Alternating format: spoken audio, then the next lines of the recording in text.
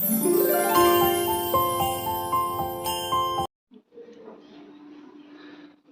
यहाँ पर आ जाइए, the fundamental unit of life, जीवन की मौलिक इकाई कोशिका।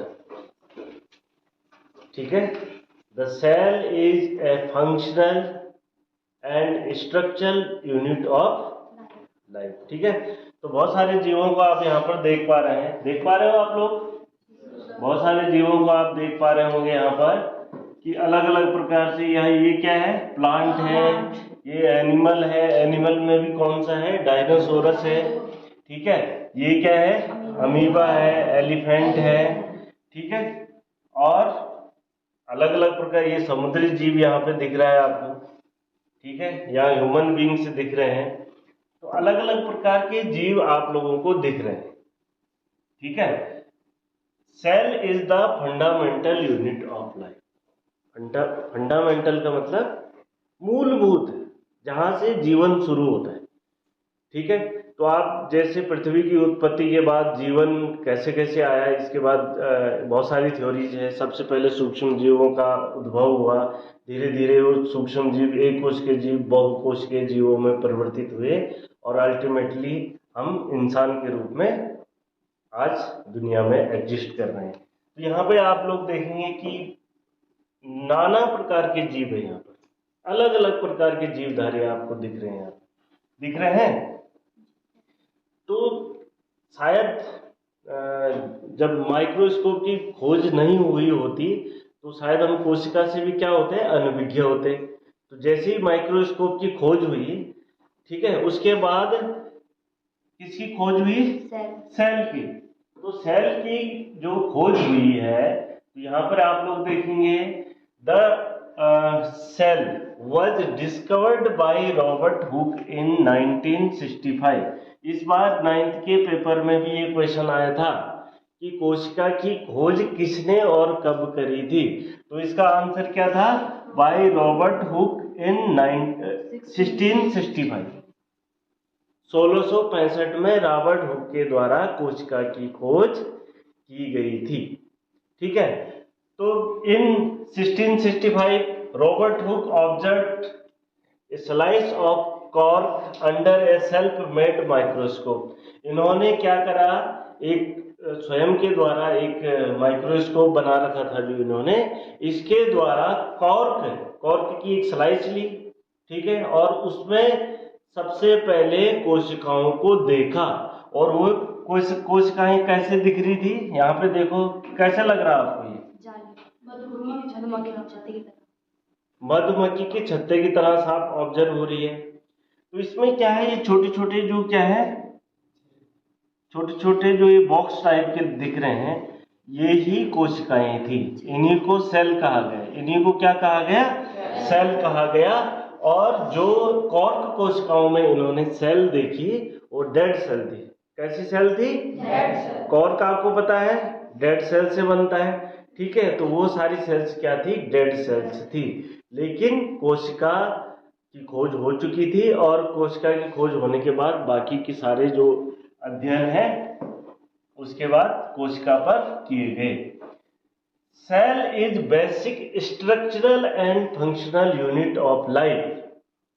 यहां पर आप लोग ये चीज देख लीजिए कि सेल क्या है, जीवन की संरचनात्मक और क्रियात्मक इकाई है। संरचनात्मक और क्रियात्मक इकाई है। Cell is called structural unit of life because each and every living organ is made up of cell. कोशिका को इसलिए जीवन की संरचनात्मक इकाई इसलिए कहा जाता है कि प्रत्येक जीवधारी क्या है, प्रत्येक जीवधारी कोशिका से निर्मित होते हैं। यानी कि जीवधारियों की संरचना में सबसे पहली यूनिट कौन है, कोशिका है। जैसे हम मकान बनाते हैं तो मकान एक एक ईंट से बनता है ना, तो ईंट क्या हो गई, उसकी एक यूनिट हो गई। उसी प्रकार से प्रत्येक जीवधारी का जो शरीर है वो क्या है, एक एक कोशिका से मिलकर के बना हुआ है। इसलिए हम इसको क्या कहेंगे, structural unit of life. The cell is called functional unit of life because each and every function of living organism is carried out by the cell.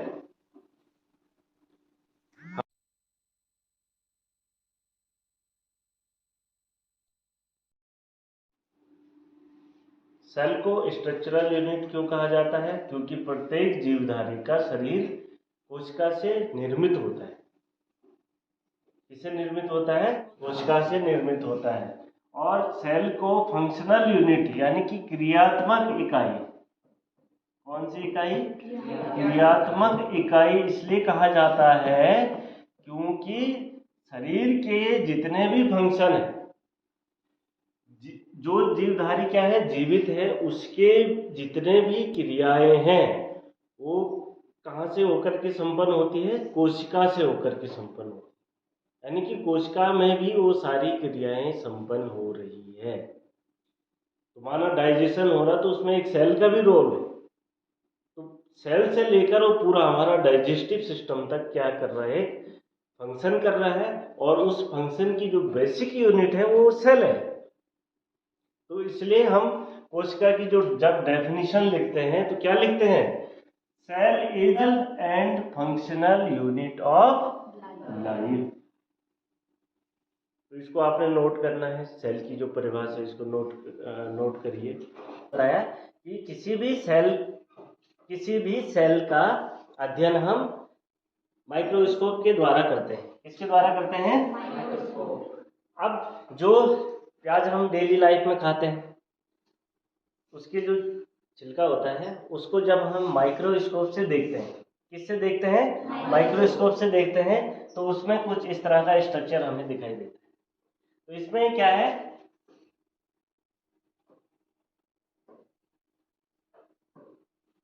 ठीक है भाई। तो ये क्या है हमारे पास?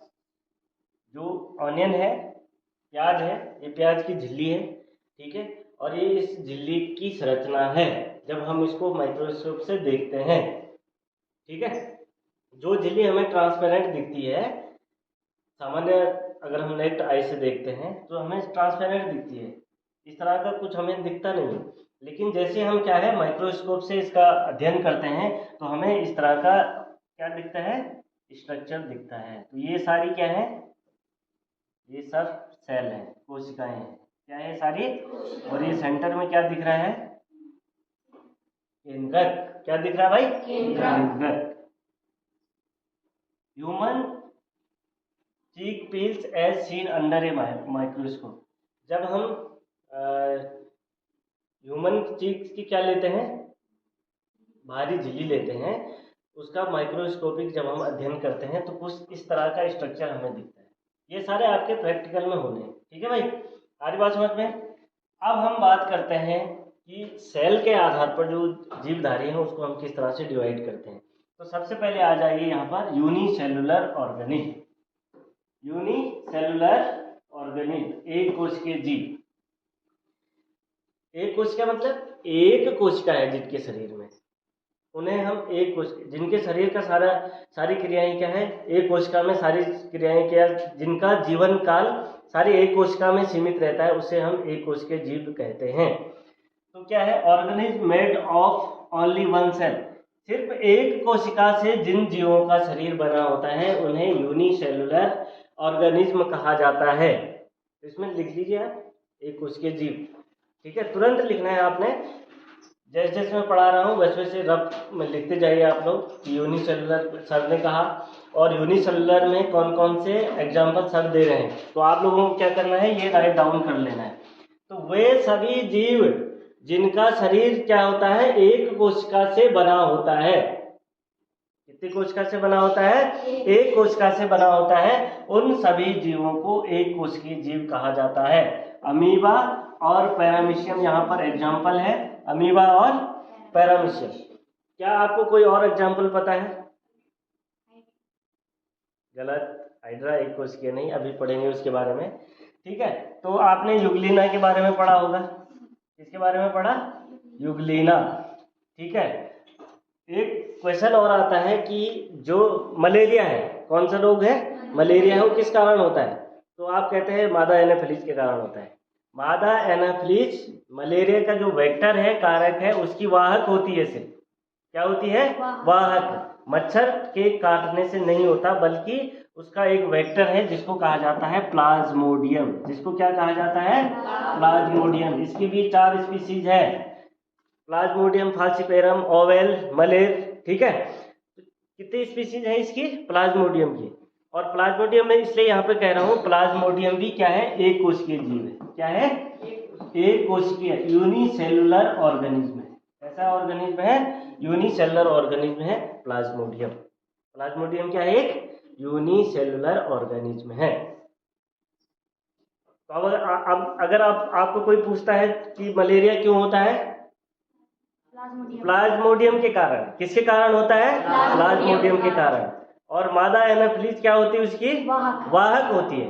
यानी कि जो मादा एनाफिलीज की जो लार है, उसमें ये जीव पाया जाता है और ये एक कोशिकीय जीव है। तो अगर आपके पास कोई पूछता है कि 4 यूनिसेलुलर ऑर्गेनिज्म के नाम बताइए, तो क्या क्या बता सकते हो आप? अमीबा है, पैरामीशियम है, यूग्लिना है, प्लाज्मोडियम है। तो इसको आपने बताना है। ठीक है भाई, आ रही बात समझ में? इसके बाद आते हैं हम मल्टी सेलुलर ऑर्गेनिज्म पे।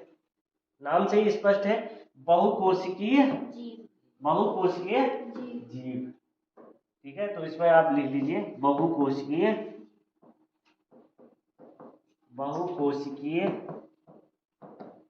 जीव। आ रही बात समझ में? वे सारे जीवधारी या organism made of more than one cell, जिन जीवों का शरीर एक कोशिका से ज्यादा कोशिकाओं से मिलकर के बना होता है। कितनी कोशिकाओं से? एक कोशिकाओं से ज्यादा कोशिकाओं से मिलकर के बना होता है। एक कोशिका से ज्यादा कोशिकाओं से मिलकर के बना होता है। ऐसे जीवों को बहुकोशिकीय या मल्टी सेलुलर ऑर्गेनिज्म कहा जाता है। जैसे बहुत सारे एग्जाम्पल है, तो यहाँ पे तो कोई लिमिट नहीं है, आप हजारों एग्जाम्पल दे सकते हैं। ठीक है, लेकिन मेनली आपको क्या करना है? मेन उदाहरण दे देना है। जैसे ह्यूमन बींग्स है, मनुष्य है। मनुष्य क्या है? एक बहुकोशिकीय जीव है। गाय क्या है? एक बहुकोशिकीय जीव है। खरगोश, प्लांट, ये सारे क्या है? बहुकोशिकीय जीवधारी हैं। ये सारे क्या है? बहुकोशिकीय जीवधारी हैं। इसके बाद आप आते हैं डिफरेंट शेप्स ऑफ सेल। अलग अलग प्रकार की कोशिकाएं हैं। कोशिका और कोशिकाओं में भी अलग अलग प्रकार की है। इनमें क्या है? शेप अलग अलग हो सकता है। कोशिकाओं का शेप क्या हो सकता है? अलग अलग हो सकता है। तो यहाँ पर आप देखेंगे, depending on the function of cell perform there are different shapes of cells generally called as, क्या कह सकते हैं हम? राउंड शेप्ड हो सकती है, इलोंगेटेड हो सकती है, स्फेरिकल हो सकती है, गोलाकार भी हो सकती है, लंबी भी हो सकती है, और स्फेरिकल भी हो सकती है, गोलाकार भी हो सकती है। ठीक है, आ रही बात समझ में? तो यहाँ पर ये कुछ सेल आपको यहाँ पे दिख रही है। ये कौन सी सेल हो सकती है? Round cell. कुछ आइडिया कौन सी हो सकती है? रेड दिख रही है ना? ब्लड सेल हो सकती है। ठीक है, ये कौन सी सेल हो सकती है? नर्व सेल होगी। ठीक है, कौन सी सेल होगी? ऐसी यहाँ पे कुछ और सेल दिख रही है। ये सेल क्या है? ये स्पर्म है। क्या है ये? स्पर्म, यानी कि शुक्राणु। कौन सी सेल है? शुक्राणु है। ठीक है, तो अलग अलग सेल आपको दिख रही है यहाँ पे। कैसी सेल दिख रही है? अलग अलग सेल दिख रही है। उनका साइज अलग है, उनका शेप अलग है, उनका फंक्शन अलग है। उनका क्या है? फंक्शन अलग है। तो इसको आप देखेंगे डिवीजन ऑफ लेबर। ठीक है, तो यहाँ पर जैसे क्या है? मल्टी सेलुलर ऑर्गेनिज्म है, there is division of labour. This means that different parts of the body perform different function. शरीर की क्या है? अलग अलग पार्ट्स हैं। ये आपको पता है, शरीर के अलग अलग ऑर्गन है, अंग है। जैसे क्या है? आँख है, नाक है, गला है, अमाशय है। ठीक है, फिर उन ऑर्गन से क्या होता है? अलग अलग तंत्र बनते हैं। तो यहाँ पे क्या है? सेल क्या है? इसकी तो बेसिक यूनिट क्या है? सेल है। सेल से मिलकर के क्या बनता है? टिश्यू बनता है। टिश्यू से मिलकर के क्या बनता है? ऑर्गन बनता है। ऑर्गन से मिलकर के क्या बनता है? ऑर्गन सिस्टम बनता है, या तंत्रिका तंत्र बनता है। और तंत्रिका विभिन्न तंत्रिका तंत्रों से मिलकर के, या ऑर्गन का मतलब होता है अंग तंत्र, ठीक है भाई। तो अलग अलग अंग तंत्रों से मिलकर के क्या बनता है? कोई भी जीवधारी बनता है। कोई भी क्या बनता है? जीवधारी बनता है। तो इसको आपने इस तरह से, सेल के बारे में क्या है, इंट्रोडक्शन है ये, सिर्फ अभी क्या है, ये इंट्रोडक्शन है कि यूनिसेलुलर या एक कोश के जीव क्या है, बहुकोश के जीव क्या है। एक कोश के जीव, बहुकोश के जीवों के बारे में आपने पढ़ लिया है। इसके बाद आते हैं व्हाट इज ए सेल, एक कोशिका क्या होती है। तो अभी हमने कहा स्ट्रक्चरल और फंक्शनल यूनिट होती है, और दूसरे शब्दों में हम कहें तो एक कोशिका क्या होती है, बताइए। शरीर की सबसे छोटी इकाई होती है। The cell is the very smallest unit of living matter. All living things including plants and animals are made up of cell. सारे जीवधारी, चाहे वो पौधे हों, चाहे वो ह्यूमन बींग्स हों, ये सब क्या है? कोशिकाओं से मिलकर के बने होते हैं। किससे मिलकर के बने होते हैं? कोशिकाओं से मिलकर के बने होते हैं। स्ट्रक्चरल ऑर्गेनाइजेशन ऑफ सेल, तो यहाँ पर आप देखेंगे कि जो सेल का स्ट्रक्चर है, सेल का अपना एक स्ट्रक्चर है, ठीक है, और उसके अंदर भी सेल के क्या है? सेल ऑर्गेनेल्स हैं, यानी कि कोशिकांग हैं। सेल के भी अपने क्या है? कोशिकांग हैं। तो यहाँ पर आप देखेंगे कि जो स्ट्रक्चर है, there are 3 features in almost every cell. प्रत्येक कोशिका में ये 3 गुण होते हैं। जैसे पहला है प्लाज्मा मेम्ब्रेन, यानी कि प्रत्येक कोशिका में क्या होती है? एक कोशिका झिल्ली होती है, सेल मेम्ब्रेन, या जिसको प्लाज्मा मेम्ब्रेन कहा जाता है। जिसको क्या कहा जाता है? Plasma membrane. दूसरा न्यूक्लियस, तीसरा साइटोप्लाज्म।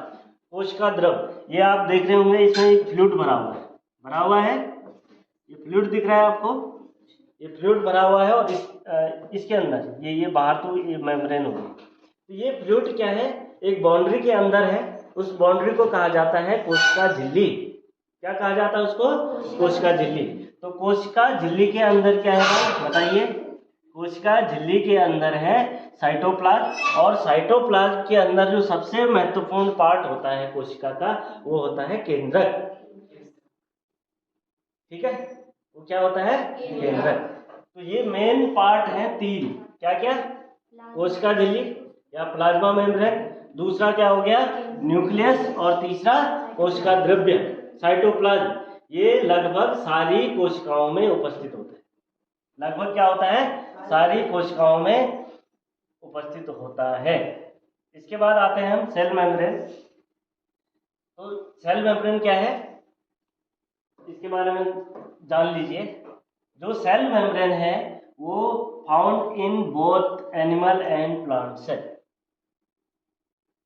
एनिमल सेल क्या है, प्लांट सेल है, अभी आगे बताऊंगा। लेकिन अभी कहा ना कि मोस्ट ऑफ सेल्स होती है, उसमें ये 3 चीजें पाई जाती है। कौन सी? सेल मेम्ब्रेन, न्यूक्लियस और साइटोप्लाज्म। सेल मेम्ब्रेन, न्यूक्लियस और साइटोप्लाज्म। तो आप देखेंगे कि जो सेल मेम्ब्रेन है वह प्लांट सेल में भी है और एनिमल सेल में भी है, ठीक है। आगे बात समझ में। साइटोप्लाज्म क्या है? प्लांट सेल में भी है और एनिमल सेल में भी है। और न्यूक्लियस भी क्या है? एनिमल सेल में भी है और प्लांट सेल में भी है। आपसे ये भी क्वेश्चन पूछा जा सकता है कि एनिमल सेल और प्लांट सेल में क्या समानता है। आगे बात समझ में। डिफरेंस तो अभी बताएंगे हम, डिफरेंस तो बताएंगे अभी, लेकिन ये भी पूछ सकते हैं क्या समानता है, क्या चीजें समान हो सकती है। ये भी नहीं, और भी ऑर्गन्स के बारे, सेल ऑर्गेनेल्स के बारे में हम पढ़ेंगे, तो आपको पता चलेगा कि एनिमल सेल और प्लांट सेल में बहुत सारी चीजें कॉमन है। इसके बाद आते हैं हम सेल वॉल पे। इसमें आते हैं सेल वॉल। तो सेल वॉल यानी कि कोशिका भित्ति। कोशिका भित्ति की ये खासियत है कि ये सिर्फ प्लांट सेल में पाई जाती है। किसमें पाई जाती है? प्लांट सेल में पाई जाती है। तो यहाँ पर क्या है, ये सेल वॉल है, सेल वॉल है, सेल वॉल। ये क्या है? वॉल बाहर है, इसके अंदर क्या है? Cell membrane. कभी कभी आप कंफ्यूज हो जाते हैं कि प्लांट सेल में सेल मेम्ब्रेन नहीं होती है, प्लांट सेल में सिर्फ सेल वॉल होती है। लेकिन आप यहाँ पे इसको देख पा रहे हैं, तो सेल मेम्ब्रेन भी है और सेल वॉल भी है। ये मोटी परत है, यहाँ पे ये सेल वॉल है, क्या है ये, और जो बारीक परत है ये क्या है, सेल मेम्ब्रेन है। ठीक है, तो इसमें आपने क्या करना है बताओ। सेल वॉल कहाँ पाई जाती है, सिर्फ प्लांट सेल में पाई जाती है। ठीक है, इसके बाद न्यूक्लियस, न्यूक्लियस भी कहाँ है, दोनों सेल में पाया जाता है, एनिमल सेल में भी पाया जाता है और प्लांट सेल में भी पाया जाता है। इसके बाद साइटोप्लाज्म, साइटोप्लाज्म के बारे में मैंने आपको बताया, साइटोप्लाज्म भी दोनों सेल में पाया जाता है, एनिमल सेल में भी पाया जाता है और प्लांट सेल में भी पाया जाता है। अब एनिमल सेल और प्लांट सेल को पढ़ने से पहले हम एक दूसरी कोशिका के बारे में जानते हैं, वो है प्रोकैरियोटिक सेल। कौन सी cell, prokaryotic cell. Prokaryotic cell के बारे में, प्रो का मतलब होता है आदि, कैरियोन का मतलब होता है केंद्रक, अर्थात वे कोशिकाएं जिनमें आदि केंद्रक, ठीक है, यानी कि आदि केंद्रक मतलब जिस केंद्रक में केंद्रक झिल्ली नहीं होती, न्यूक्लियस मेम्ब्रेन नहीं होती है, उसको हम प्रोकैरियोटिक सेल कहेंगे। यानी कि प्रोकैरियोटिक सेल में जो सेल के अंदर के कोशिकांग है वे झिल्ली युक्त नहीं होते हैं, जो साइटोप्लाज्म है उसमें धसे होते हैं, उसमें क्या होता है, धसे। ये क्लियरली इसको समझ जाइए अभी, नहीं तो फिर कंफ्यूज हो जाओगे कि प्रोकैरियोटिक सेल क्या है और यूकैरियोटिक। प्रो का मतलब आदि, कैरियोन का मतलब केंद्रक, अर्थात वही कोशिकाएं जिनमें आदि केंद्रक पाया जाता है। आदि केंद्रक का मतलब जिसमें कोशिकाओं में झिल्ली नहीं पाई जाती है, यानी कि झिल्ली युक्त कोशिकांग नहीं होते हैं उसको। Cell having nucleus material without nuclear membrane, पहला जो इसका क्या है गुण है, जो सेल है उसकी जो उसका जो न्यूक्लियस है उसमें न्यूक्लियर मेम्ब्रेन नहीं होती है, केंद्रक झिल्ली उपस्थित नहीं होती है। दूसरा क्या है, organism having prokaryotic cell are called prokaryotes, ऐसे जीवधारियों को प्रोकैरियोट्स कहते हैं। ऐसे जीवधारियों को क्या कहते हैं, प्रोकैरियोट्स कहते हैं, जिनमें प्रोकैरियोटिक सेल होती है। Nuclear region is poorly developed and not well defined, जो इसका केंद्रक का जो एरिया होता है, ठीक है, कोशिका के अंदर जो न्यूक्लियस होता है, केंद्रक होता है, वो वेल डिफाइंड नहीं होता है, वेल डेवलप्ड नहीं होता, पूर्ण विकसित नहीं होता है। आ रही बात समझ में। और size is generally small 1 to 10 micrometre. इन कोशिकाओं का जो साइज है वो यूकैरियोटिक सेल की अपेक्षा छोटा होता है, 1 to 10 माइक्रोमीटर तक होता है। Membrane bound cell organelles are absent, और इसमें जो झिल्ली युक्त कोशिकांग क्या होते हैं, एब्सेंट होते हैं। झिल्ली युक्त कोशिकांग क्या होते हैं, एब्सेंट। जैसे कोशिकाओं के बारे में माइटोकॉन्ड्रिया हो गया, गाल्गी अपरेटस हो गया, राइबोसोम्स हो गए, ठीक है, माइटोकॉन्ड्रिया हो गया, तो ये सारे कोशिकाएं क्या होते हैं, झिल्ली युक्त नहीं होते। केंद्रक में केंद्रक झिल्ली नहीं होती, यानी कि इसको क्या कहा जाता है, प्रोकैरियोट्स। ऐसे जीवधारियों को क्या कहा जाता है, प्रोकैरियोट्स कहते हैं। समझ में आ रहा है ना, प्रोकैरियोट्स किसे कहते हैं। तो ऐसे जीवधारी जिनमें प्रोकैरियोटिक सेल पाई जाती है, और प्रोकैरियोटिक सेल वह सेल होती है जिसमें झिल्ली युक्त कोशिकांग एब्सेंट होते हैं। केंद्रक होता है लेकिन उसमें झिल्ली, केंद्रक झिल्ली नहीं होती है। समझ गए। इसके बाद हम आगे चलते हैं।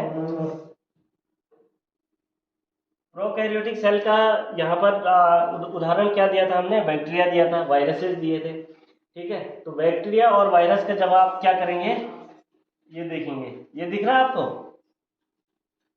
ये सेल दिख रही है ना, बैक्टीरियल सेल की सेल दिख रही है आपको। तो ये इस सेल में आप इसमें थोड़ा इसको ध्यान से देखना है आपको कि जो बैक्टीरिया है, ये सेल मेम्ब्रेन तो है ही इसमें, ठीक है, साइटोप्लाज्म भी है, न्यूक्लियस भी है, लेकिन न्यूक्लियस में न्यूक्लियर मेम्ब्रेन है कहीं, है भाई कहीं नहीं है,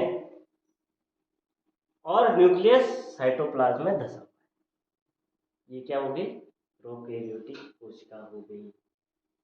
इसको आप जितने ध्यान से अभी समझेंगे आपको कोशिका के बारे में उतना अच्छा नॉलेज हो जाएगा, ठीक है।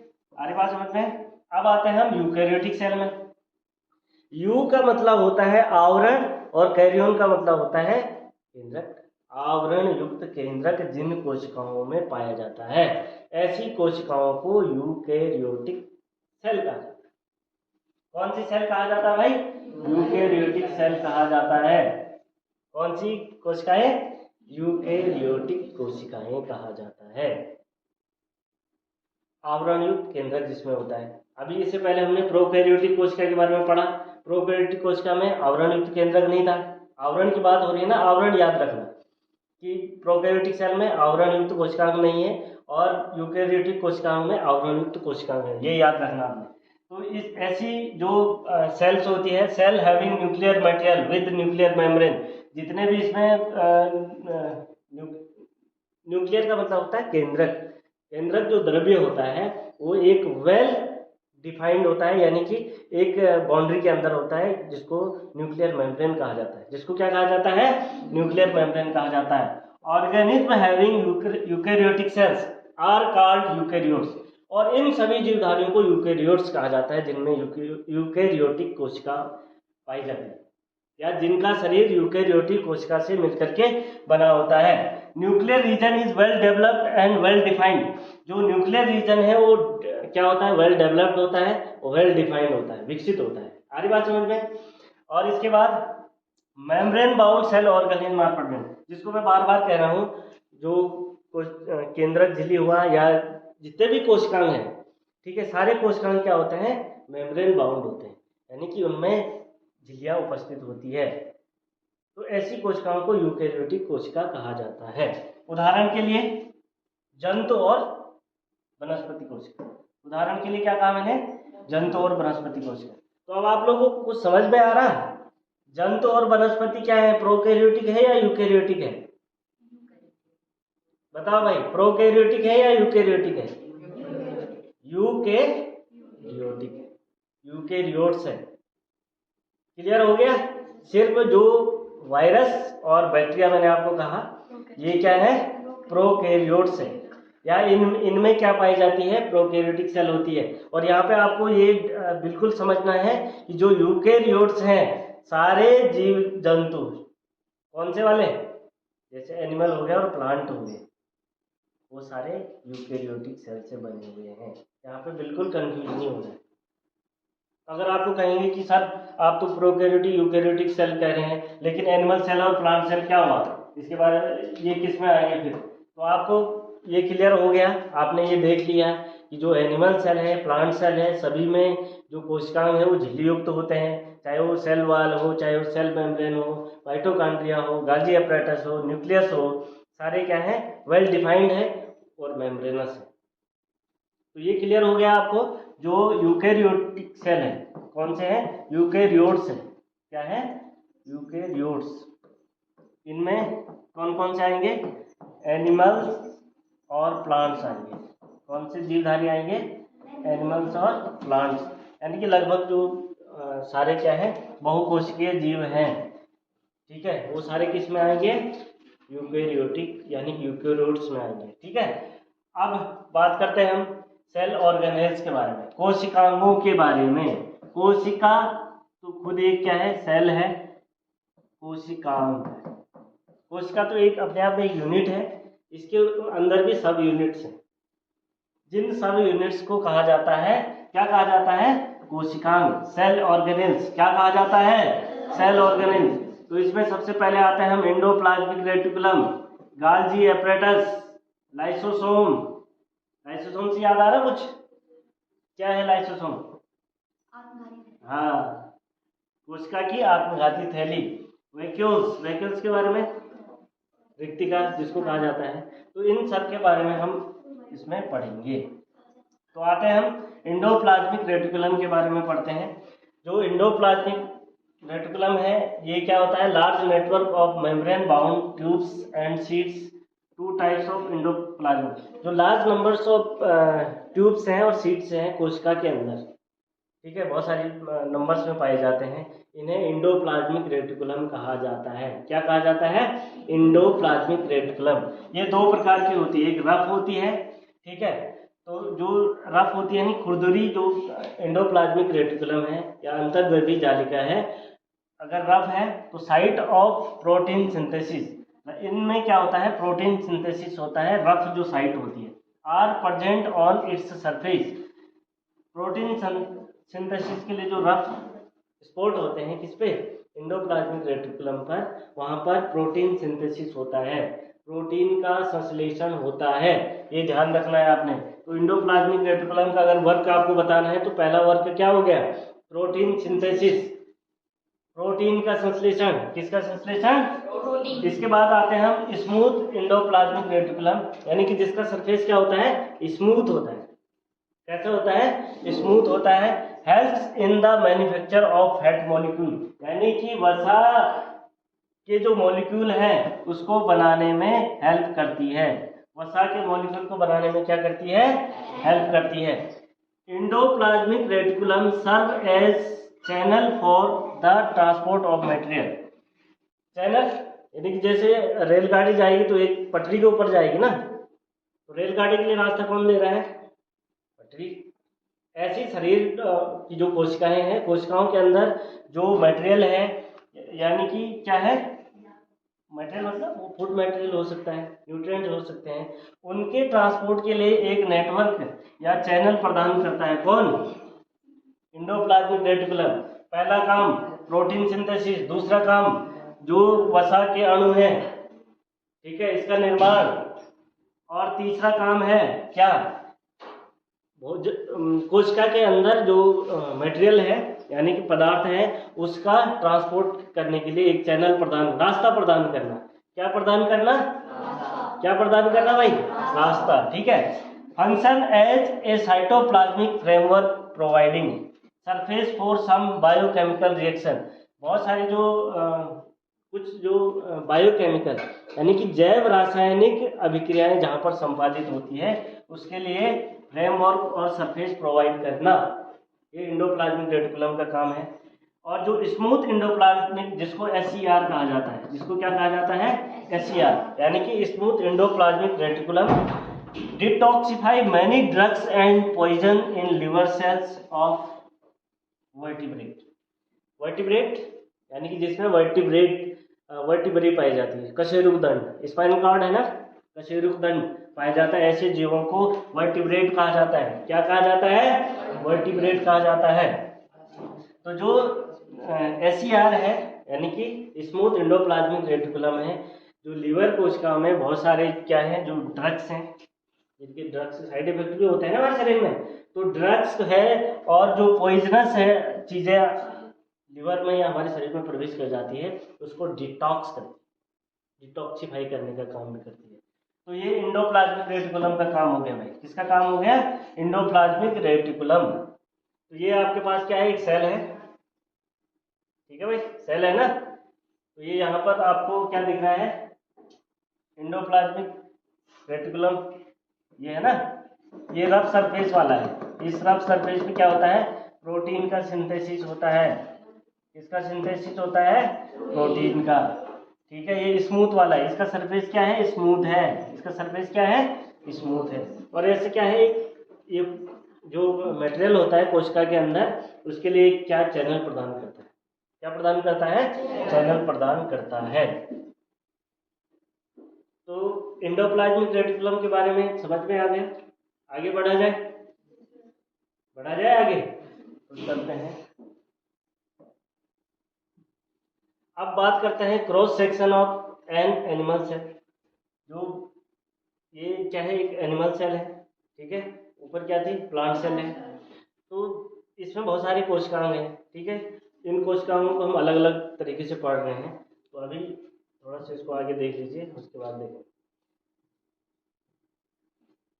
इसके बाद आते हैं हम गाल्जी एपरेटस के बारे में। इसके बारे में पढ़ते हैं, गाल्जी एपरेटस, गाल्जी उपकरण। कैसा उपकरण, गाल्जी उपकरण, ठीक है। ये दिख रहा है आपको यहाँ पे कुछ, ये कुछ एपरेटस दिख रहा है, यहाँ पर दिख रहा है भाई, ये गाल्जी एपरेटस है। क्या है ये, गाल्जी एपरेटस है। तो इसमें आप देखेंगे जो गाल्जी एपरेटस है उसका काम क्या था, क्या क्या काम है। गाल्जी एपरेटस की खोज यानी कि सबसे पहले गाल्जी उपकरण के बारे में सबसे पहले बताया था कैमिलो गाल्जी ने। किसने बताया था, कैमिलो गाल्जी ने। इसको आप नोट कर दीजिए। कि गाल्जी उपकरण के बारे में सबसे पहले किसने बताया? कैमिलो गाल्जी ने बताया। किसने बताया? कैमिलो गाल्जी ने। System of membrane bound vesicles arranged parallel to each other in stacks called system. तो जो इसमें क्या होता है, गाल्जी एपरेटस में इस तरह की वेसिकल्स होती है जो एक दूसरे के ऊपर इस तरह से क्या होती है, अरेंज होती है। दिख रहा है आपको? तो इस तरह से क्या होती है, एक मेम्ब्रेन बाउंड सेल ऑर्गेनल है और इसमें क्या होता है, जो स्टैक्स हैं या जो वेसिकल्स है एक दूसरे को ऊपर अरेंज है, इनको कहा जाता है सिस्टर्न। ये याद रखना, सिस्टर्न किसे कहा जाता है, बहुत काम आती है चीजें। सिस्टर्न कहा जाता है। क्या कहा जाता है? सिस्टर्न। ठीक है। Packed and dispersed various material synthesized near the ER to various targets। जो आपका क्या था, एंडोप्लाज्मिक रेटिकुलम, वो जो मटेरियल है यानी कि खाद्य पदार्थ है, उसके लिए क्या है, एक चैनल प्रदान कर रहा था। लेकिन जो एंडोप्लाज्मिक रेटिकुलम है ये क्या करता है, गाल्जी एपरेटस। कौन? गाल्जी एपरेटस क्या करता है बताओ? ये पैकेट करता है और उसको डिस्पैच करता है। जैसे पैकिंग वाला लगा रहता है ना फैक्ट्री में कारीगर, जो सिर्फ पैकिंग करता है भोजन की या मटेरियल की, क्या करता है, पैकिंग करता है और उसको डिस्पैच करता रहता है। किसको? जहाँ से उसका रास्ता होगा, जहाँ से उसको ट्रांसपोर्टेशन होना है। तो यहाँ पर गाल्जी एपरेटस क्या काम कर रहा है, पैकिंग का काम कर रहा है और डिस्पैच कर रहा है अलग अलग प्रकार के मटेरियल को। ठीक है। इसके बाद क्या है, storage, modification and packaging of products. जैसे फूड प्रोडक्ट हैं कहाँ, कोशिका के अंदर, उनकी पैकेजिंग करना ट्रांसपोर्ट के लिए। कोशिका में भी उसका ट्रांसपोर्टेशन होता है, तो उसके ट्रांसपोर्ट के लिए उसको क्या करना है, पैकिंग करना, उसकी मॉडिफिकेशन करना, स्टोरेज करना, ये सारे कार्य किसके हैं, गाल्जी एपरेटस के।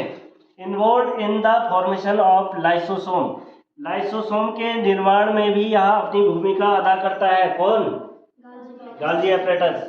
Synthesise complex sugar from simple in some cases, कुछ स्थिति में जो गाल्जी एपरेटस है वो कॉम्प्लेक्स शुगर, जटिल शर्करा का निर्माण भी करता है किसी किसी केस में।